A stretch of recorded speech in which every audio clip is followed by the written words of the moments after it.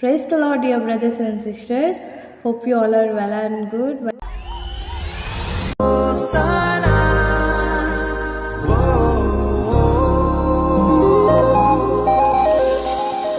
Good Friday రోజు యేసుప్రభు వారు మన పాపాల కోసం తన ప్రాణాన్ని అర్పించారు అని మాట్లాడుకున్నాం. గుడ్ ఫ్రైడే అయిపోయిన 3వ రోజు అంటే ఆదివారం యేసు మరణాన్ని జయించారు.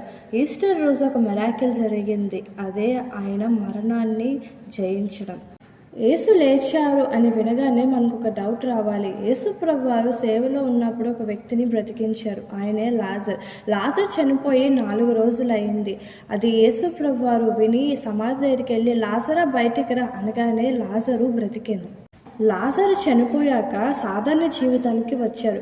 యేసు ప్రభు వారు కూడా మరణించారు, సమాధిలో ఉంచబడ్డారు, మళ్ళీ 3వ రోజు ఆయన లేచారు. దేవుని వాక్యం చూసుకున్నట్టయితే రోమపత్రిక 6:9 ప్రకారం క్రీస్తు లేచిన తర్వాత ఇక మరణించారు అని దేవుని వాక్యం తెలియజేస్తుంది.